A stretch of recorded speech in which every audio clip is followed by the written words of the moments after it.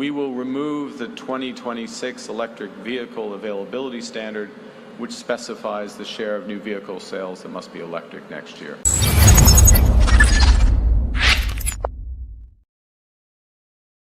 So Carney paused the EV mandates, for now that is, but don't be fooled, the WEF 2050 net zero agenda is still on, and tonight I'll show you exactly why. My name is Nico Lagan, and I'm too conservative for the conservatives. My co-host Rob Ambrose, not woke enough for the liberals. We are the political orphans. So you heard it, that was announced today. Mark Carney is removing the EV mandates that he's been pushing so hard to be in place by 2035. Why did he did it? Why did he do it? I'll explain to you why I believe he did it, but I'll also explain why they're just paused. This is the same thing that he did with the carbon tax, the consumer carbon tax. He did not remove it. He just slid it down. And this is no different. So yeah, I will. Interesting. Yeah, go ahead. I wonder what the sort of what reason did he give? What was his calculus? I wonder what his angle is here. Really? It's pretty simple. Because of the tariffs. Obviously, you don't. I have a video for you that will show you why, but that's pretty clear that obviously he's selling the optic of it's all because of the tariffs. And he's also, by doing that, he's also going to bring in the Chinese EV, because remember, he put in place a 0% tariffs on about 50,000 a year of new EV. Yeah. And yeah.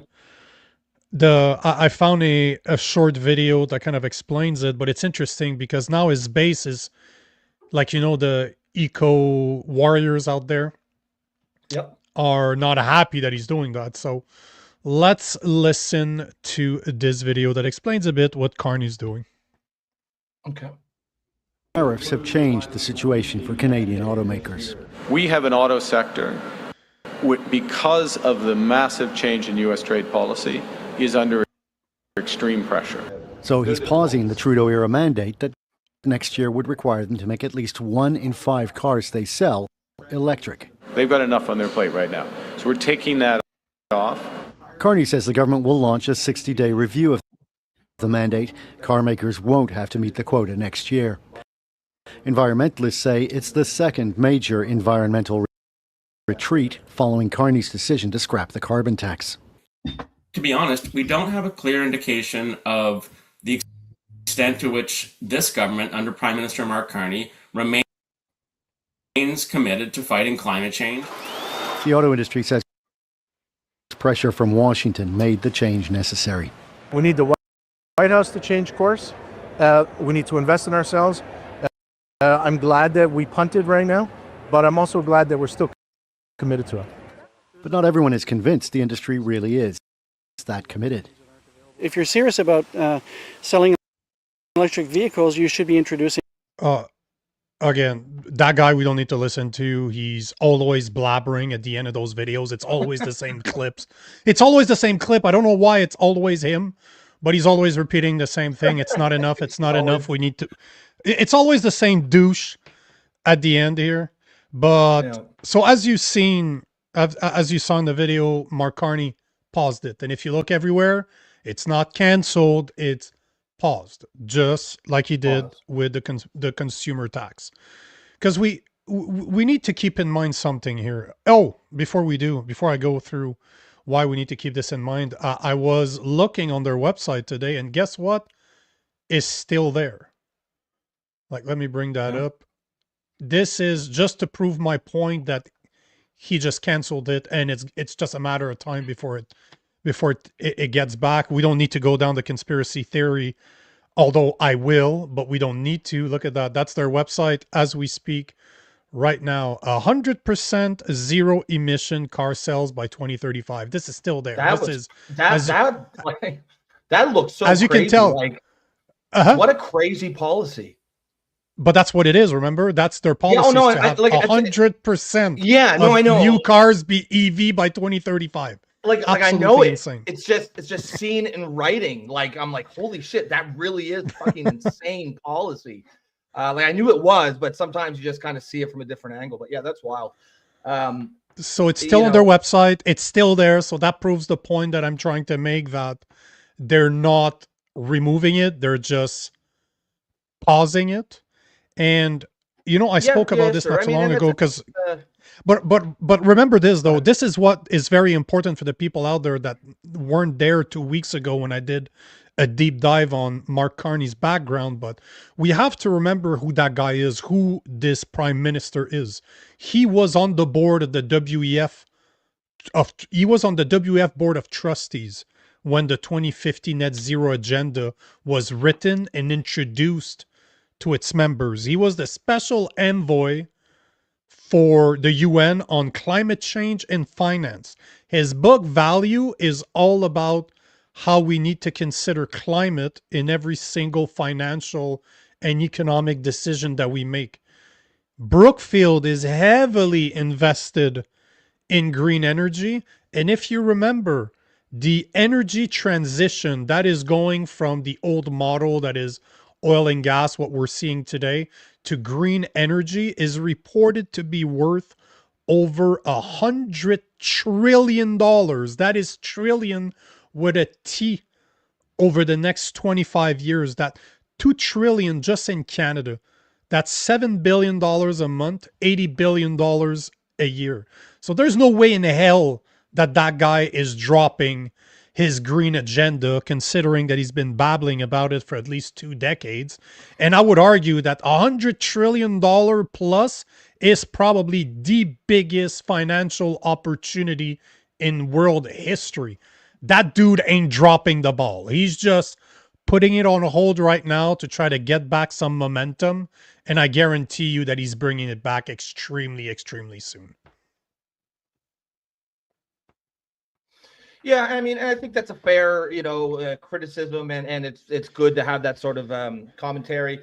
For me, I'm just like, usually whenever we talk about politics, I just call it balls and strikes. I'll give credit where it's due, regardless of how I feel about the person. And certainly everything you said is valid, and we need to keep an eye on for that, and that will change if he does try to go back. Then what I'm about to say is obviously invalid. But for right now, I would say at least, good job on that. You did something right. I'm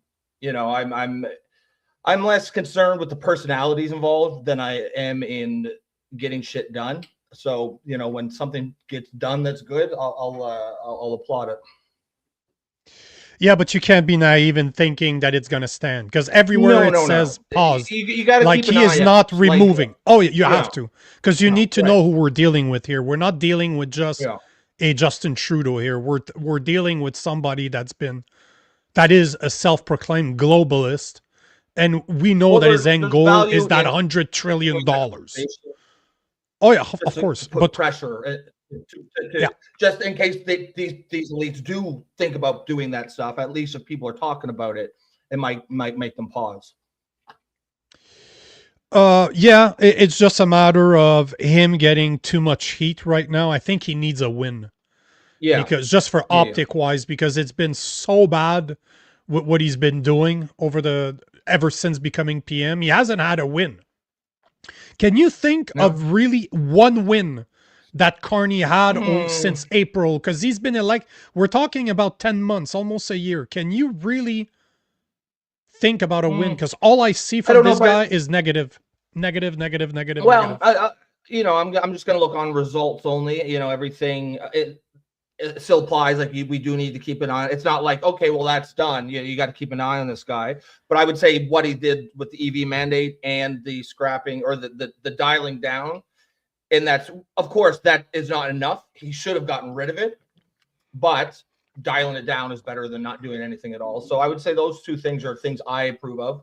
I would have liked any prime minister to do those things from a policy standpoint. The question is, are they going to hold? Of course not. They're not. But if you look, okay, let's say that those are wins, which I don't agree at all. They're just distractions. But let's say I'll say that those two are wins. We're talking about a guy right now that's spitting in the face of our biggest ally, our biggest customer, to try to align with China. That's a massive problematic. We're talking about a guy Yep. that's Oh, yeah. trying to Oh, push no, don't get me Bill wrong. C2. There's losses. No, but Bill There's C2, big- C8, there's big C9, losses. C12, C16, Oh, yeah. C63, gun grab. The L's Like I outweigh can the go W's. oh There's by a far more mile. L's. Yeah, By far a more L's mile. than W's, There's for a sure. great comment I want to No. take here from Wild 1957 Flower. How many charge stations are there in Canada right now? Well, here's what's very interesting, and that's why I mentioned Brookfield, because the point in the matter is that one of the things that Brookfield is heavily invested in is something that we call charge as a service, so CAAS.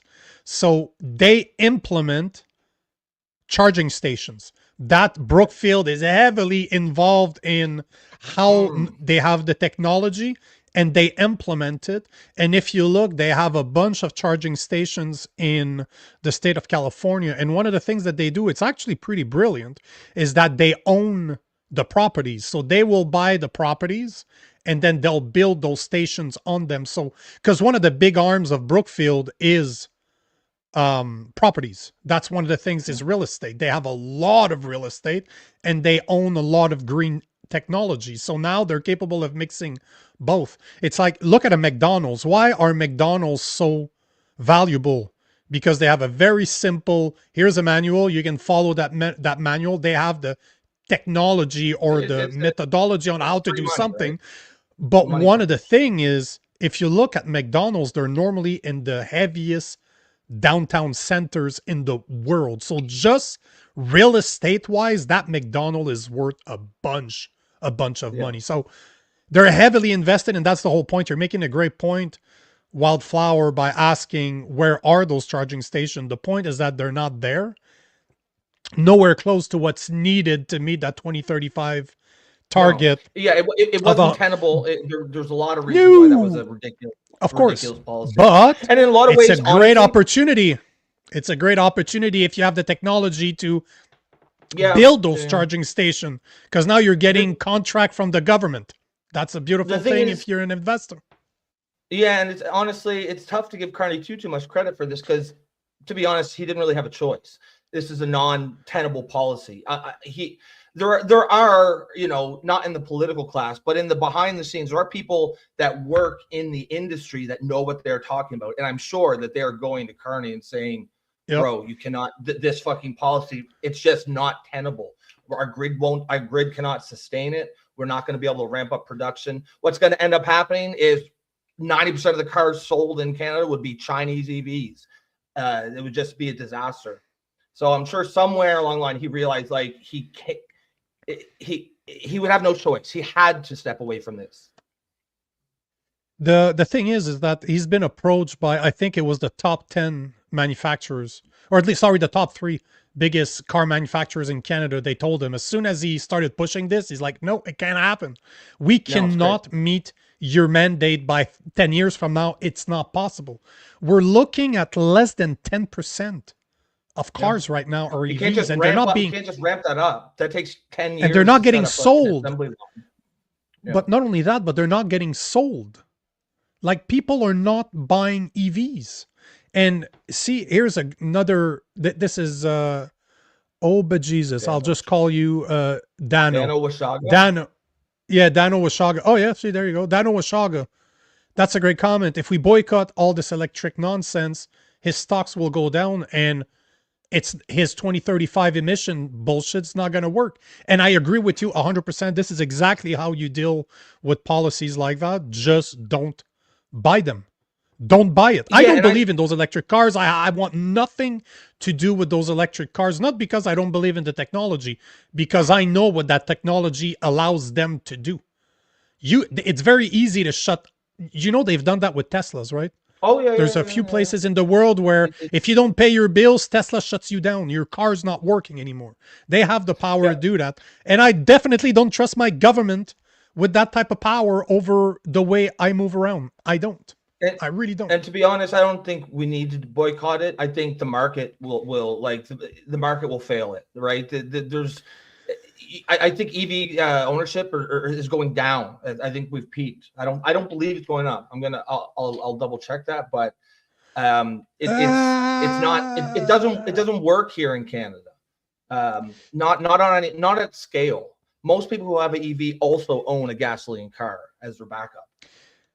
The thing is too, one of the biggest problem with EVs, unless you're going for a higher end model like a Tesla, for example, they're not the best cars on the planet either.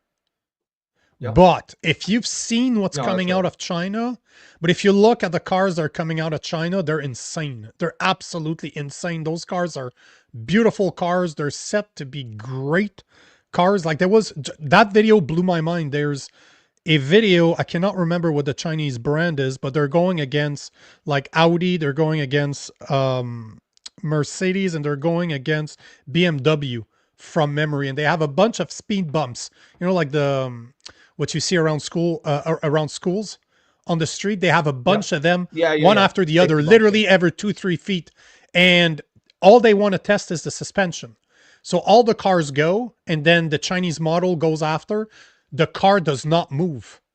The suspension is so good that the tire moves, but the car itself does not move. I've seen those videos. Oh, but the technology in China is there. There's a good reason why he wants those EVs. Obviously, he's a massive China fan, and he's trying to align us with China. That's pretty obvious. But there's a lot of money to be made, not in Canada, but for Chinese, and if you own the technology to build the infrastructure that's required to have those electric cars. So right now, all he's going to do is going to put that on hold. He said that he's going to reinvestigate what's the best way to do it.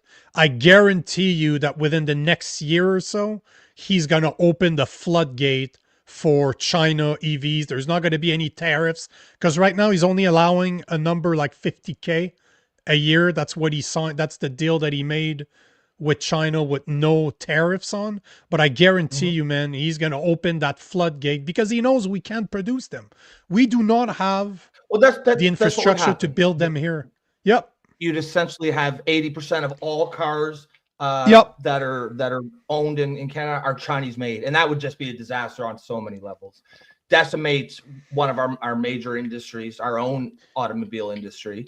And just think of the wasted wasted hours, like with these things breaking down in the winter, like that's going to add up too. Cause it's going to be regular and frequent, right? Like, taking a couple extra hours to get to work, one person does it, it's not going to hurt the GDP. But if it happens regularly to 1 million people, it actually will. There's a lot of reasons why this is terrible policy. And it had to be, it should have been repealed fully, not just paused or rolled back. Yeah, but that's not going to happen. He spent most of his adult life talking about this crap. So that this is not going away. He is not going to drop the EV mandates or the 2050 WEF net zero emission goals. He's just gone in. He is just going to put them on hold until he gets a few wins. Or, a lot of people are starting to talk about how they do believe that Mark Carney is going to have an election in April or late spring just to win a super majority. And if he does win a super majority, he can basically push anything through. Because although I don't think so, that doesn't mean I'm wrong. Because even Rachel Parker a couple of days ago was talking about this. And now more and more people are talking about it because he's doing extremely well in the polls. And I would not be surprised if there's an election right now. If Pierre Poilievre remains the same type of clown that he is right now, just being a liberal in blue, if there's another election tomorrow, he ain't winning. Absolutely not. He's not winning that election. Mark Carney is going to win in a landslide. And that's assuming that I trust our voting system, which I clearly don't. I do not trust it whatsoever. And the last election proved it. But it might be happening. And if he does, he'll be able to do whatever he wants. Yeah. So what you were just saying about, Carney, he's going to go back to this stuff. So I'm going to play devil's advocate a bit here, and I'm going to sort of make a bit of a bold prediction. I don't know what Mark Carney specifically is going to do, but I'm going to zoom out. I actually think a lot of these guys, these elites who have been harping on climate change, I got a feeling like it's going to reverse. I think they're just going to stop doing it, and I think it's already started. You know, because I mean, me and you, we don't really necessarily believe the same things. I don't think that like most of these elites are like, you know, fucking Illuminati, like conspiring to take over the world, and this is what they're doing. I think they're just greedy people. They realize they could make fucking a couple $1 trillion on it, or a couple dozen $1 trillion, and they've basically done that. They've basically squeezed as much juice out of that stone as they can get. I thought when Bill Gates a couple months ago was like, actually, it's really not that big a deal anyways. I was like, yeah, that's the turning point.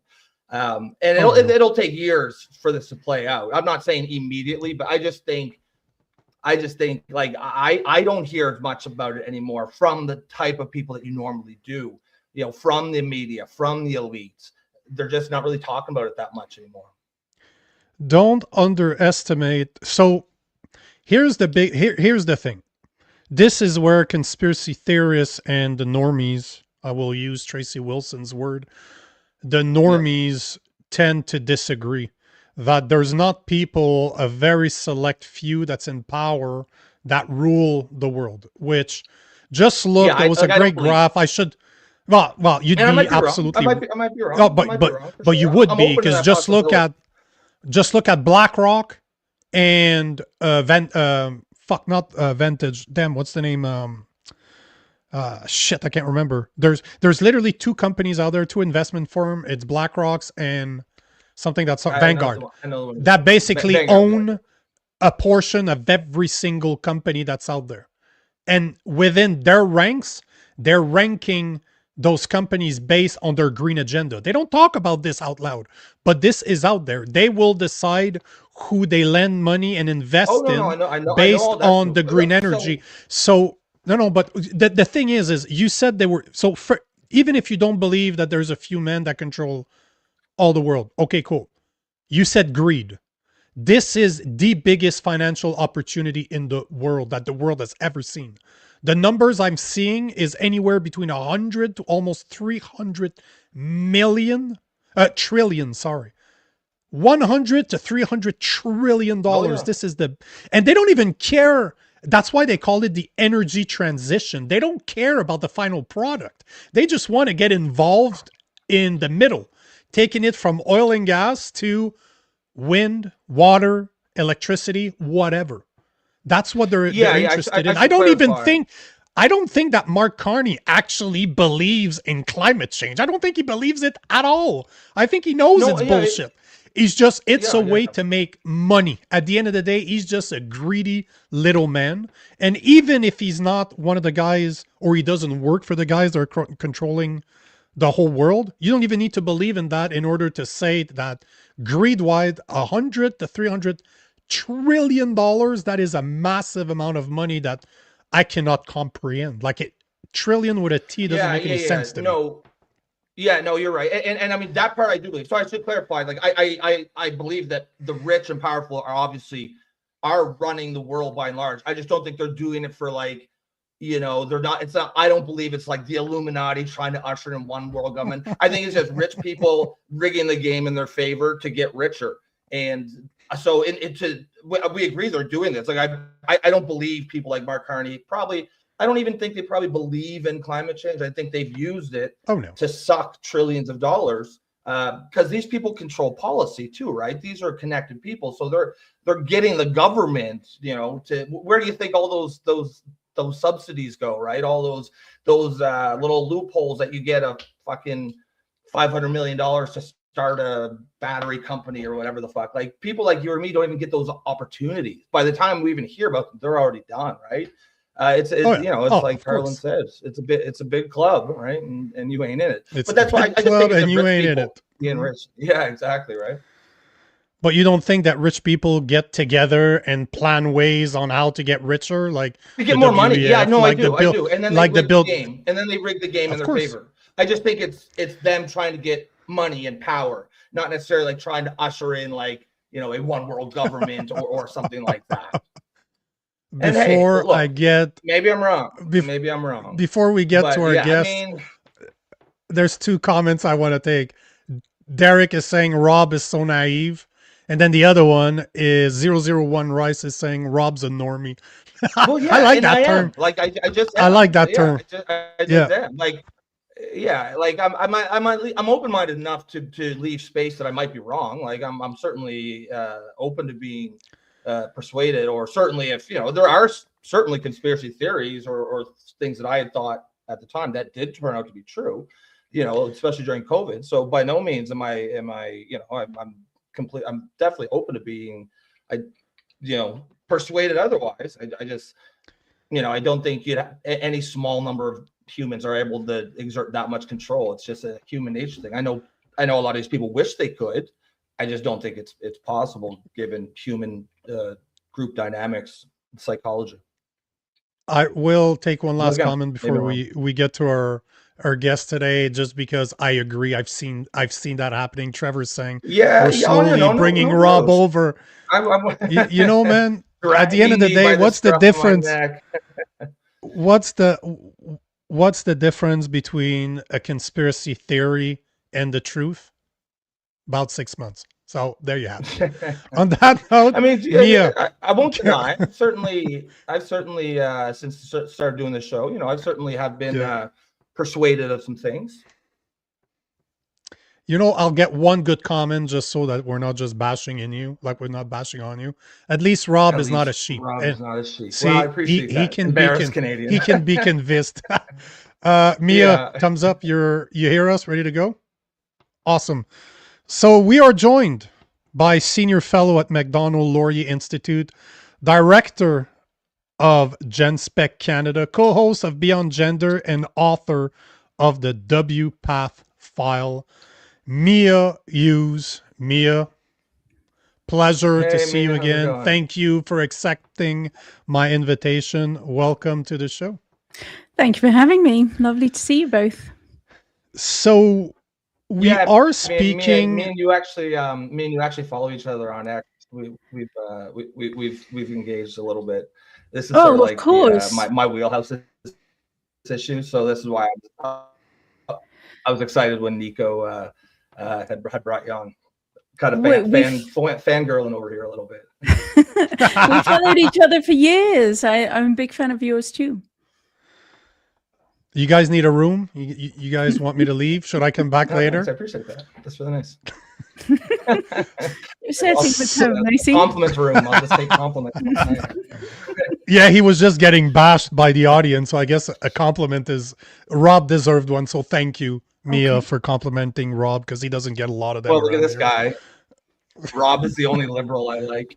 I appreciate that. Well, Canadian. See, there you go. So there you go. That's a compliment too. So Mia, I wanted to have you on because of something that happened at the Conservative Party National Convention last week. We are talking about Motion A-16-1282 third. I wanted to set the record straight because I looked at it, I looked at the video, I researched the actual motion itself, and I was disgusted. As somebody that's a small C conservative, I'm not a fan of the Conservative Party because they're liberals. They're not conservatives. But I wanted to bring in an expert to make sure that I wasn't smoking something too hard, that I actually knew what I was talking about. So can you try to explain, can you succeed at explaining to us what that motion was all about and what the big deal is that it did not pass? Okay, so it's a little bit confusing. I'll do my best to explain. I happen to somewhat agree with everyone who has commented on this, so I'm not going to be very controversial today, I don't think, in that I have it here because it was worded really strangely. And so that's why I'm asking, because it's very weird that it reminds me of technical exams that I would take. They wouldn't just ask the damn question. They would make the question sound like a question that confuses you in how to answer it. That's why I wanted to have you on. Okay, so the way they worded it is the motion was somebody from Kitchener Centre had written it. The proposal is that they believe that parents have the right to arrange for body-affirming talk therapy for their gender-confused child And it says, we oppose the federal conversion therapy ban, which criminalizes parents for doing so. So that's like the top line that everybody was voting on. Now, it's unusual language, body affirming talk therapy, sure. I mean, it's a strange way of putting it, but we all want our children, we all want these children to accept their bodies as they are, accept themselves for who they are, and they don't need body parts chopped off. I actually think perhaps where they went wrong is we oppose the federal conversion therapy ban. Just that section there, because it seems to have triggered a wave of people thinking that the Conservatives are now trying to bring back gay conversion therapy. That seems to be where all of the uproar and the upset has come from. And it's just unfortunate wording. First of all, let's talk about C4. I'll just give a quick brief overview of that. So this passed in 2021. It was, excuse me, it's an interesting thing that transactivism has done, in that all of a sudden, in the 2010s and into the 2020s, everybody starts to fear gay conversion therapy, as if gay rights didn't happen, as if we've gone back in time, it's the 1950s, and everybody's trying to do gay conversion therapy on kids and adults. That's not true. Nobody was doing gay conversion therapy. It's just a thing of the past. Gay rights is over. And the reason that we're all suddenly so concerned about conversion therapy is because trans activists want to sneak into law this transition on demand. You cannot try, and there's no psychiatric guardrails. If I want to have my penis chopped off, I'm damn well going to have my penis chopped off, and you can't try and talk therapy me out of it. That's why we have this stupid conversion therapy ban. It's got nothing to do with gay conversion therapy, because nobody's doing that. And it's all about trans activists wanting these medical interventions on demand with no barriers, no safeguards or anything. And so I think it's just really unfortunate wording. When I watched the whole thing, I just thought, I'm right here. You could have had me draft your policy. It would have made sense. It wouldn't have had this confusion in it. And we could have actually got somewhere, because there is a problem with C4. There is a problem with this conversion therapy ban and the wording of it. And it does need to be sorted out. But that proposal was not the way to do it. So what Now, was the my problem? question to you, So Mia, is just before you go, Rob, because go ahead, she go ahead, she Nico. said, just tell me go ahead. how you would have liked that motion to be worded, because it seems, because it was all about the wording, because I was reading it and I'm like, I understand, but why does it need to be so damn complicated? Why are you talking double negatives instead of just saying it out loud? This is what we want. So in your opinion, oh wow, that's quite the wow, like we didn't believe you that you're British, huh? Like, is that like, I have like, Most British, yeah, full on character. like we didn't believe you. Yeah, yep, 100%. So can you tell us how you would have phrased it if the Conservative Party would have called you and say, hey Mia, we need your help because we don't know how to draft motions properly, we need your help. Can you tell us how to word this motion so that people are in favor of it? I mean, I can. It would require, I think it's really very simple. It's just you've really got to zoom in on what the problem is. And with the conversion therapy ban, you can get muddled and you can get lost in all the stupid language that they dress these things up in to disguise the real meaning. But the truth of the matter is, with C4, with this conversion therapy ban, all you need to do is take out all mention of gender identity. You can leave. We can still have a ban on gay conversion therapy that nobody's doing anyway, and it's totally pointless. But sure, if you want to leave that in, that's fine. But see, this conversion therapy ban, which was C4, you have to take out all mention of gender identity. And it's quite simple in that the reason for that is gender identity is not a coherent concept. It's not an immutable trait. It's not in any way clearly defined. It's not something that is fixed.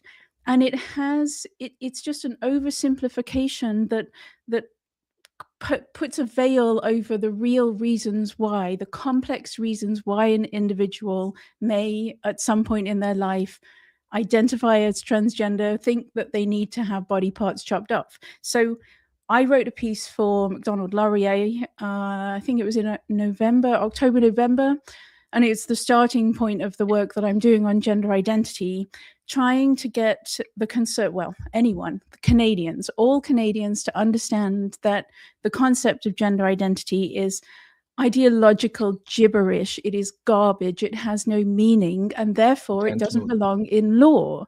And the problem with this policy resolution that they proposed is they're still using the language of trans activism. They're still kind of pretending that this new category of human being exists and they have an invisible gender essence within them, and all of it's nonsense. Take it out of law, get rid of it, ideological garbage. And if you want to protect trans-identified people, then look at who they really are, like what gender identity really means. Some men are turned on by the thought of having female body parts. Do we want to protect that in law? If we want to, let's have that actual debate. Some are homosexuals with internalized homophobia who don't want to be gay and don't want to be gender non-conforming in the world, so they want to have body parts chopped off. Do we want to protect that in law? Look at who these people really are, and then we can have a real conversation. But don't play their language games. Gender identity doesn't exist, and it's gibberish. Yeah, it's I know what you mean. As you say, they're still acting like it's a real thing, right? It's almost like a black hole. You can't see it. You infer its presence by how it affects other things around it. It's the same kind of thing. You can see how just the way, even when they're trying to, pass a bill that is,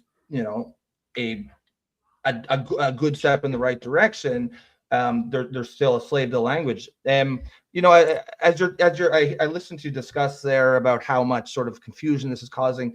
I mean, to me, it almost seems like that's almost certainly a feature and not a bug, right? Because how much are these how much do the trans activists have a say in this, writing this bill? Because to me, obviously, the history of this movement. The first thing they did, it's based on changing the meaning of words, right? That's why they harp on pronouns. That's why they, the news media reports, they say, trans women are women, and you say that enough, and they correctly understand that words have power, and so word games is at the heart of this whole movement. So to me, I assume you're probably giving them a little bit of good faith, but surely you must probably, or at least, what's your opinion? Like, do you think that these guys did this on purpose, and this confusion is a feature and not a bug?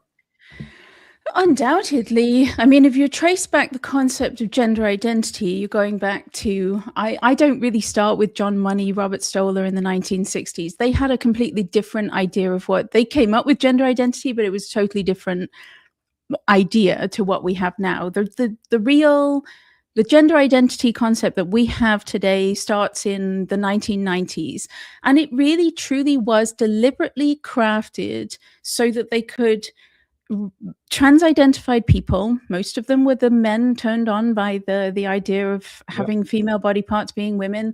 Most of them, they wanted to hide what really was motivating them, and then they wanted to just sanitize it. And so the very concept is deliberately hiding the real truth of what motivates people to identify as transgender. And the reason that they did that, twofold. One is so that they could get the full unfettered access to the hormones and surgeries that they so desperately desired, and that meant excluding psychiatry, because they saw psychiatry as the barrier. You had to go through these psychiatric assessments and hoops and all the rest of it, and somebody could deny you. So they want to get rid of all of that. And gender identity, look, it's just this inner gender essence. It's just this mismatched gender soul, and you're perfectly healthy and everything's fine. And then, of course, the other reason is they wanted, these men want to actually be women. And the only way that a man can actually be a woman is if you obliterate the concept of woman, the meaning of the word woman, and reinvent it with your magical gender essence that you've pulled out of thin air and created and thrown in as a pseudo legal concept. And then it just makes its way into human rights codes. It makes its way into C-16, the federal criminal code. And then the final one was this conversion therapy ban. And I find it actually excruciatingly embarrassing to read the conversion therapy ban, to know that I live in a nation where supposedly the brightest minds, the leaders of this nation, saw fit to use the word cisgender in a law. Yes. The word cisgender, and it's not even that. I have it, I printed it before this, and it says, there's one of the lines in there that you are forbidden, it's conversion therapy, to repress a person's non-cisgender gender identity. It says non-cisgender gender identity in one of our laws. wild. Is that not just painfully embarrassing?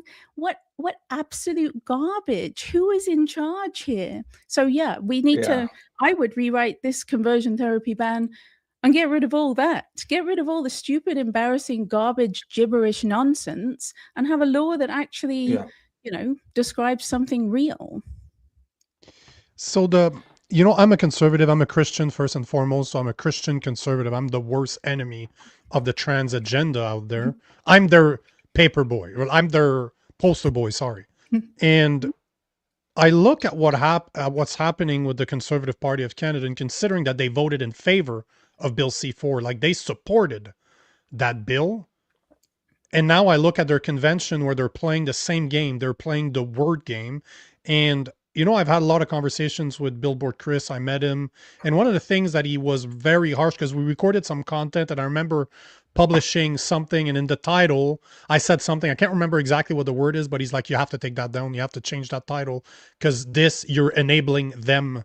You're using their language, and I will never use their language. That's something that Billboard Chris is very strong on. I will not call you what you want to be called. I will call you what you are. Yeah. And I look at what the Conservative Party is doing, and they're playing the same game. They're making it extremely confusing, just like Bill C-4, and they were in favor of Bill C-4. So does that kind of bother you that the Conservative Party, the people that should be against this absolute nonsense, are in favor of it? And one thing I always say here, and that's why I record with a liberal as a Christian conservative, is because a lot of the issues that we talk about are not left versus right issue. I'm a parent, and my kid is never going to go through the indoctrination center that we call schools, because I know what they do to people there. But this is a common sense. This is not a left versus right issue. This is really a parent's right to protect their children from that nonsense that's being pushed everywhere that we look, it seems like. So are you disappointed by the Conservative Party that they continue to play the same game and they refuse to take a stance as simple as saying women have vaginas, men have penises? Done. We've talked about this, Rob and I, all the time. That little guy in Kindergarten Cop, you've seen that? That dude was brilliant. What he said there was obvious back then, but today it's debatable for some people. So do you think Nazi, that little kid? that little kid was transphobic, racist, everything. Yeah. So are you disappointed by what you're seeing coming out of the Conservative Party, that they won't even stand for women? Of course I'm disappointed. I've been disappointed in them for going on 6 years now. And I'm, Rob, I'm from the left. I was embarrassingly, I was woke. I always voted left, and then the left went mad and I left the left. I'm one of those refugees. And so, I am disappointed. You're right. It should not be a political issue. Take the atrocious medical scandal of pediatric gender medicine. You can even extend it beyond pediatrics to anyone. This is an atrocious medical scandal, and it absolutely should not be a left-right issue. But it is a left-right issue because the left took on this cause and champion it and protect trans kids, and they vilify everybody who dares to say, well, you know, maybe it's not a good idea to chop the healthy breasts off 16-year-old girls. And so the left made it a political issue. And then they're constantly pointing their finger at Danielle Smith saying, oh, you're making this medical thing political. And it's like, well, you actually did that in the first place. But yeah, the federal conservatives, I mean, because it's such a mess and because it's such an atrocious scandal and it's such a terrible crime, and then expanded into women's spaces and just the absurdity of nobody's even allowed to state basic facts about human existence. It's such a catastrophic, insane, devastating scandal and cultural disaster that the only way out of it is with bold leadership. And certainly that's not going to come from the NDP or the Liberals. But it's not coming from the Conservatives either. And, you know, there was talk in the debate on this one particular resolution where, you know, they don't want to get into culture war issues and this whole, like, it's all settled, the LGBT stuff, it's all settled. It's really not settled. Are you kidding? We're living in absolute mayhem and chaos. And the only way out of it, I don't know how this is going to go down with you or your viewers, but think whatever you like about Trump, but he's getting this right. Every executive order. No, it'll go down well. I'm sorry. I mean, I'm not saying anything about Trump. You're talking to the right crowd here. No, you're talking to the right crowd. Right. He's getting everything right on this. But I mean, we don't necessarily need a Trump, but we need someone. We need someone to just, with clear-eyed precision, unambiguous, Yeah, just get rid of all of the nonsense. It's not even that complicated, is it? Yes, women are female, men are male, and it's wrong to chop body parts off adolescents. No child is born in the wrong body. These are simple, basic facts about slogans got us into this mess, right? Slogans can get us out. Well, it's not even really slogans, just basic facts about human existence and reality. But repeat it again and again and again, because that is how, you know. Yeah, no nonsense, speaking facts clearly, concisely, without apology. That's my thing all along, is don't be afraid to describe reality. Don't be afraid to say that this is a crime, what's happening to kids in gender clinics. Don't be afraid to say that women are female and they deserve the right to female-only spaces. Just speak basic facts. And yeah, the Conservatives, it's not even complicated, but they just won't. I don't know. There's no courage there. They need to be bold, and they're not being bold. They should have just brought Buck Angel on stage.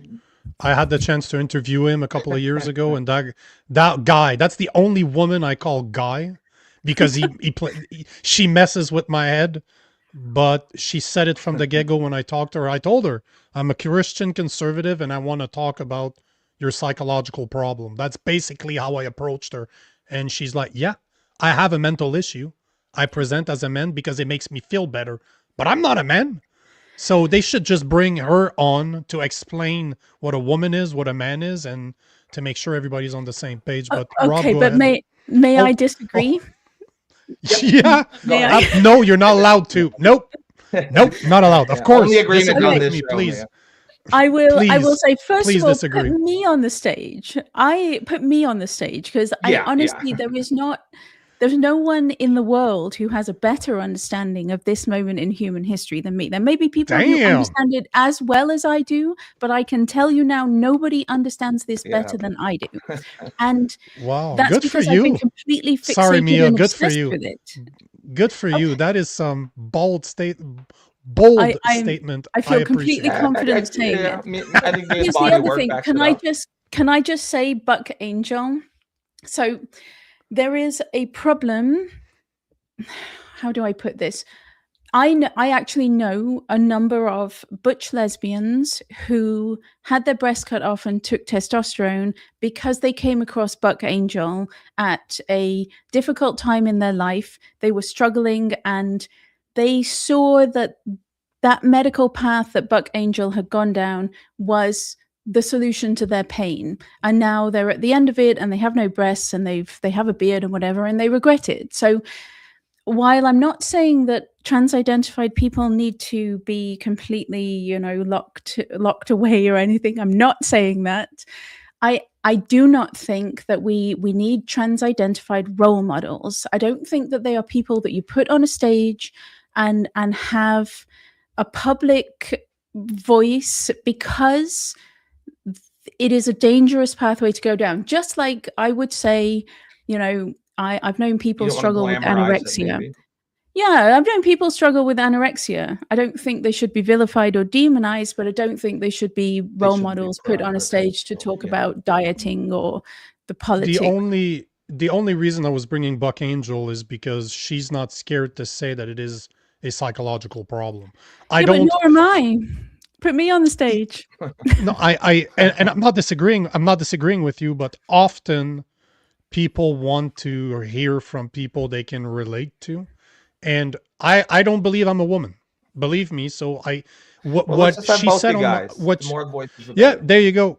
What she said to me made sense in a way that at least I'm hearing honesty that there is a psychological problem, because that's, as a third party, as somebody that knows from the get-go that I've read the definition in the DSM, it is a psychological problem, just like having bulimia. There's no difference, like you were saying about anorexia. I'm not going to go to them for advice on my diet. That's for damn sure.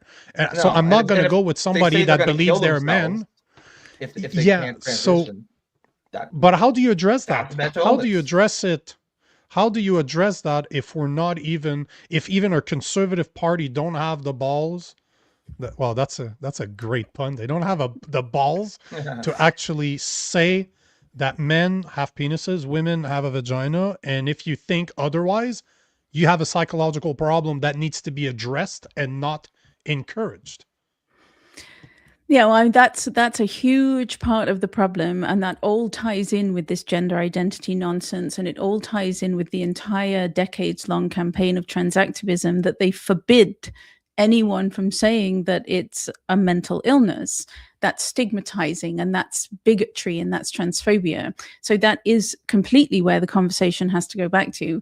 I, as well, not with Genspect Canada, but I'm also with Genspect International, and I have a whole campaign.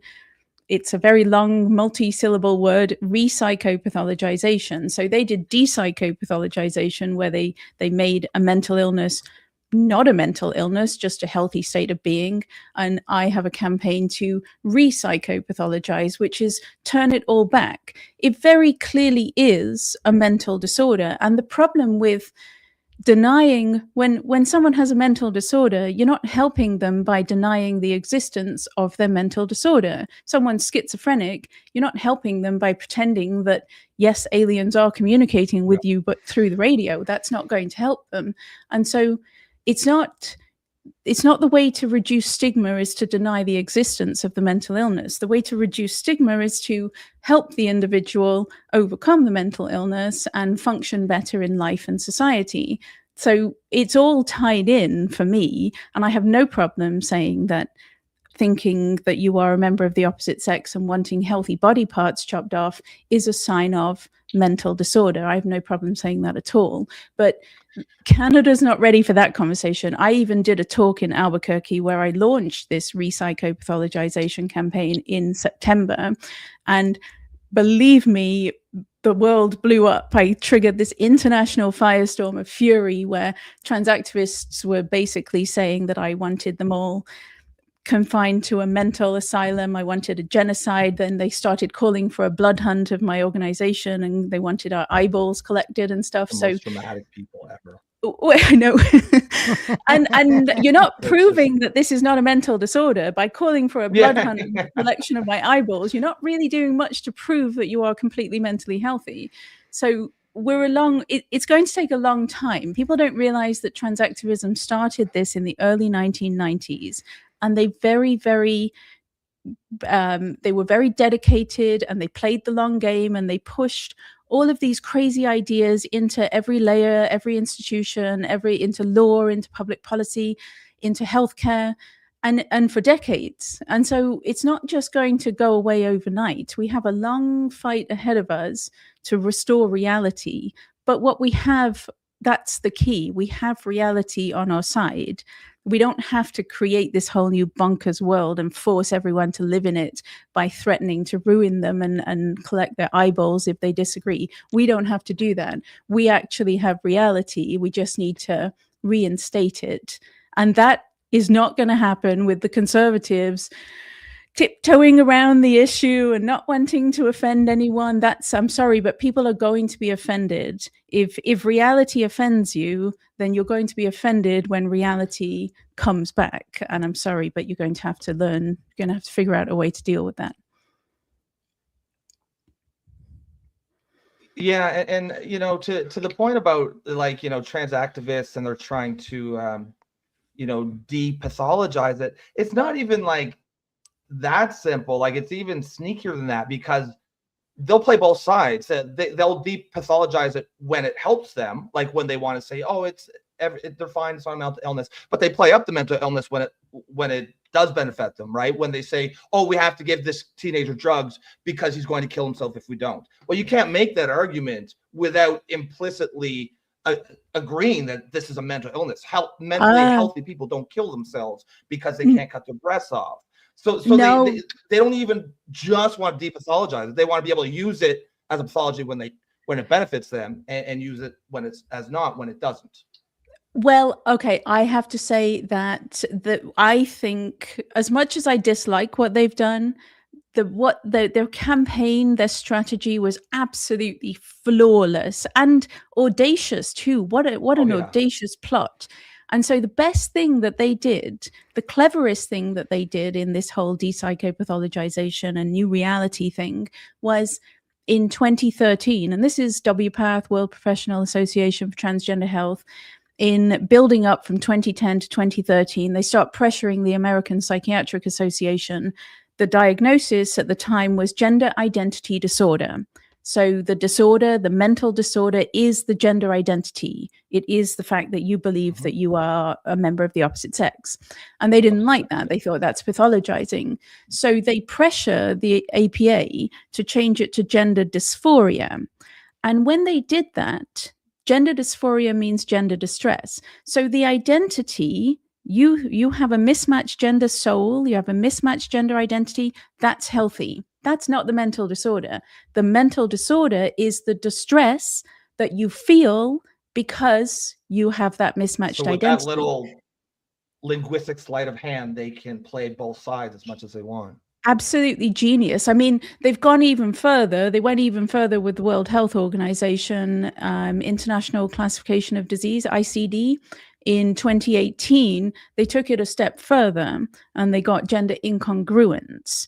And that diagnosis is completely mental. The diagnosis is you have, your body and mind do not match, and you want medical treatment to bring your body in line with your mind. That's the diagnosis. Wanting medical treatment means you get the diagnosis and therefore you get the medical treatment. It's like the treatment and the diagnosis are one and the same. And so that was their crowning achievement, basically. They achieved full and complete access to medical interventions on demand the moment that they got that diagnosis.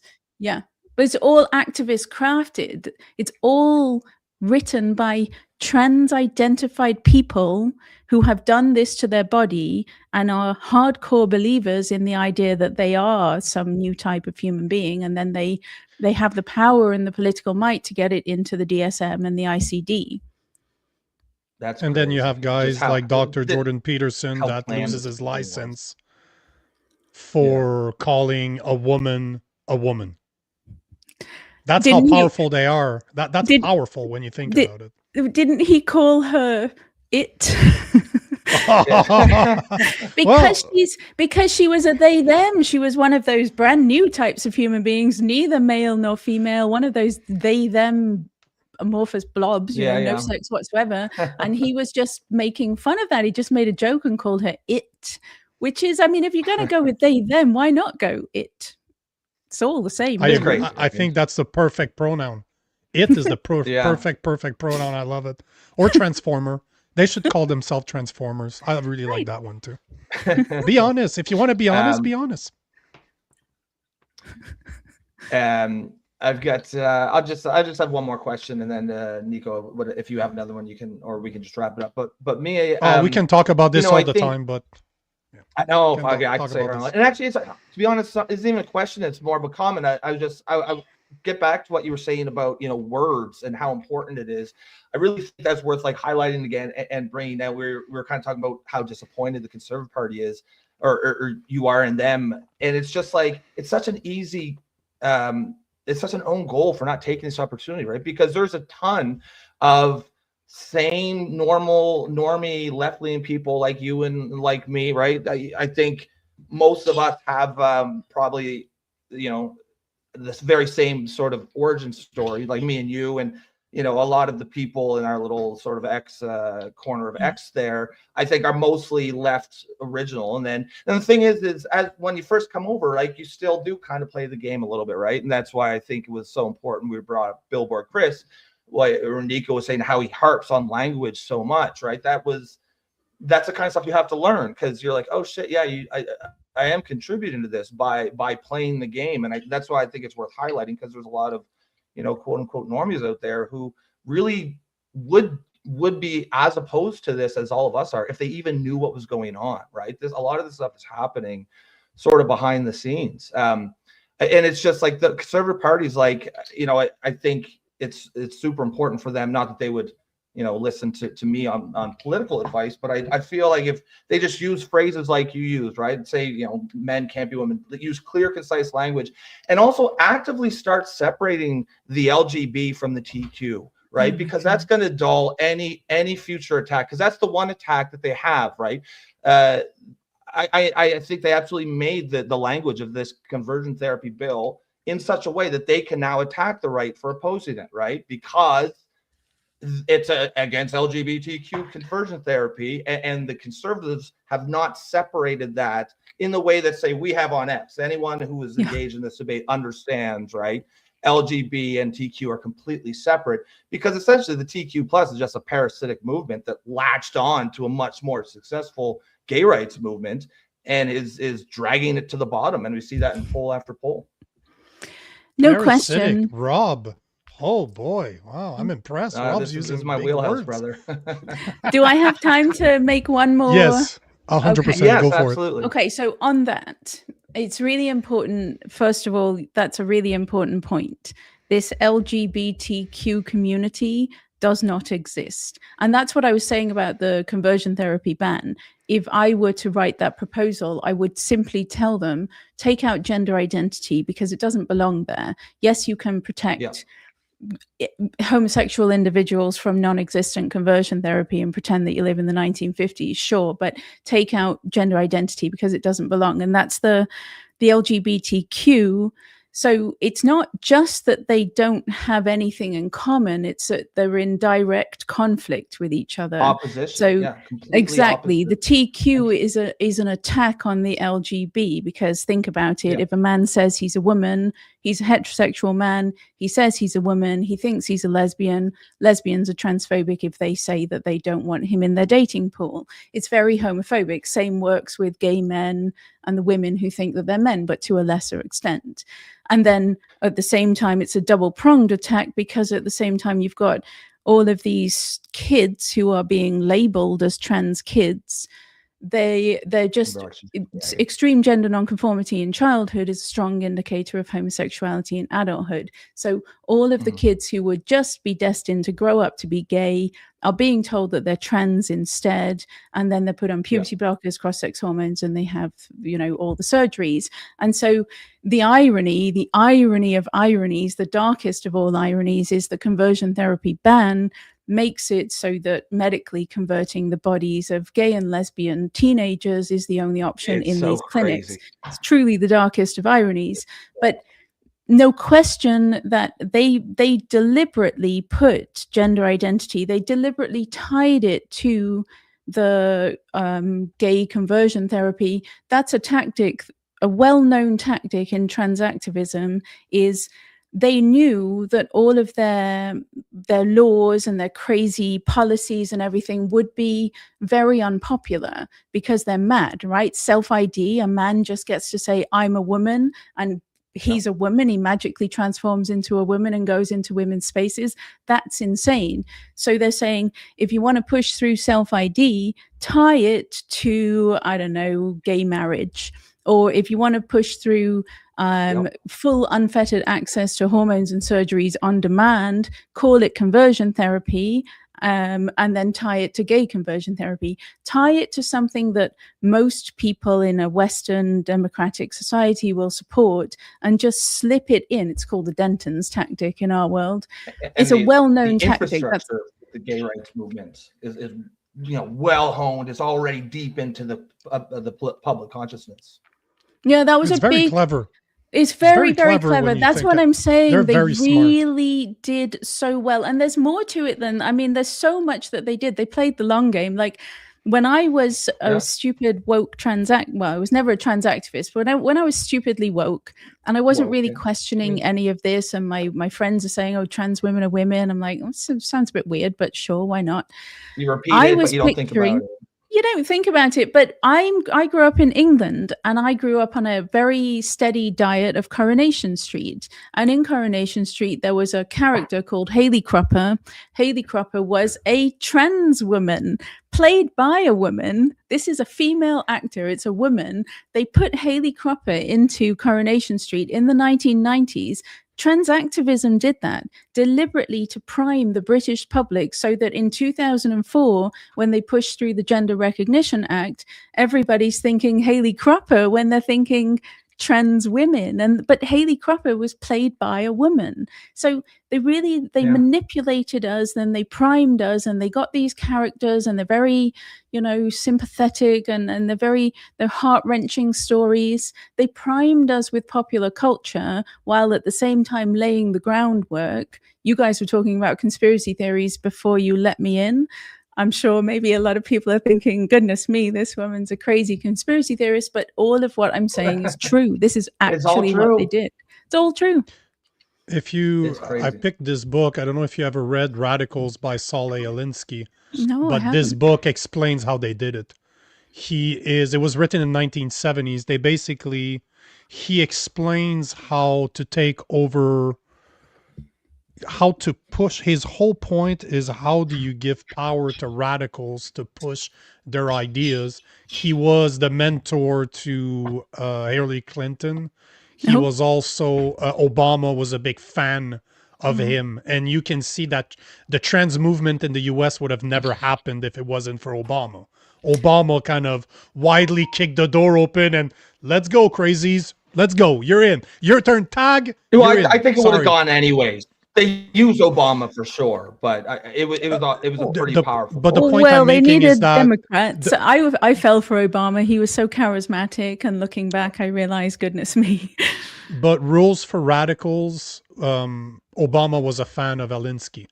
So it's not surprising when you start looking at what Hillary Clinton stands for, what Obama stands for, and you realize that they were either that was their mentor, or there's pictures of Obama with this on his bedside table, like it's there. So you're sending a message. We get it. But it's, if you've never read it, it's one of those books that is brilliant but extremely frustrating. Because you're like, you're so smart that you're gonna, yes, it's gonna work, but it's evil. Interesting. Yeah. I'll put it on my list. It's a frustrating book to read. It pisses me off to read it. So. Rob, did you have any other question for you? No. We could go all night. But yeah, at some point we probably have to stop this. We're already 15 minutes over. But yeah, it's been an excellent conversation, Mia. I really appreciate you coming on. It was great to put a sort of finally meet in real life after years of just sort of running the same social media circles. But we'd love to have you back on anytime. We kind of collect friends of the show here. And if there's ever a time or an opportunity to come on, we'd love to have you. Actually, finally, before you go, what do you think about the main Caliph thing that happened today? where I mean, he of basically course. said, "Yeah, I'm a dude. I'm a man." I mean, Are you the serious? boxer who- he did. Yeah, of course. I will tell you, I Well, had, and he it's didn't say I'm a man. He said, "I do have." What was the gene that he the said? a micro SRY. It's the Oh, there SRY. you He's go. got the SRY. The SRY gene. Yeah, gene. And they talked about it like that's a birth defect or something. That's just the thing that makes you a man. Every male has it. Oh, he's male. And no females have it. Yeah, he's just a dude. I will say the reaction I had, of course, not surprised. We knew he was a man. The reaction I had, and I have this all the time when I like, because the TERFs are always right, basically, and eventually it comes out that we were right. But I had this kind of impulse to go on Facebook, find all those little twerps that I was fighting with about this obviously being a man beating up a woman and posting it, but then I thought that's just not a good use of my time, so I'm not going to do that. But that was my overwhelming response to it, was to just go and find all the people and be like, ha, I told you. I come from a martial art background. Yeah, I right. was in martial art for almost 20 years. I In your fought in the face. ring, and All those it's just bookmarks. insane that they'd have allowed a dude to beat Go on for each women. one. And How so feminist. obviously, It's How we're not feminist. Wild, eh? Massive shoulders. He almost had an Adam's apple. I know. Like literally, they didn't even try to hide it. It's a dude. It's literally a dude. It's a It dude, bro. shows how It's a easily dude. manipulated we are. We don't want to be bad people, so we're going to pretend that this bloke that's beating up women is a woman because it makes us a bad person to believe otherwise. It just shows how easily manipulated people are. It's wild. Well, and it Mia, shows how thank you. effective it is, why this is effective. Yeah, thank you for coming on the show, Mia. Thank you for accepting the invitation. Like Rob said, I like to collect friends. When there's something, when there's a topic that needs to be addressed, I like to have experts as much as I do a lot of research. I'd much rather have somebody that should be drafting motions for the Conservative Party on the show to speak about this than just me. So thank you very much. And the same goes to you. If there's something you're doing or something you're working on, if you're doing a promotion tour, we will happily have you back on to speak about what you're doing. So keep up the good work. And yeah, thanks again for coming on. Thank you. Thank you. Lovely to meet you both. And thanks for having me. Yeah. Have a good night. Great to have you on, man. Night. Appreciate that. Bye. Bye. Well, there you go, buddy. That was for you. Yeah, great. That was for the topic, and that was for you. Yeah, I appreciate that, man. I'm trying to get Theo Fleury on. I want to get Theo Fleury on. I know. That's one of the reasons why I want you to fangirl a bit. So. All right, let's put a pin in there. Hopefully, you guys enjoyed that chat as much as we did. It looked like from the comments that that we definitely did. Do you guys actually? Do you guys? We're gonna try to. Me and Nico were talking the other night. We're gonna try to get guests as a more of a regular thing, as a regular format. Is that something you guys would like? Kind of. It's not every show, but lately it's been. The first half hour. It's like 15 show in a row now. Second half hour is a guest of some sort, which isn't the official format, but it's almost kind of we're leaning that direction. And if you guys let us know, tonight and just over the course of the next couple of days, if you guys agree with that decision, because obviously everything we're doing here is geared towards our audience.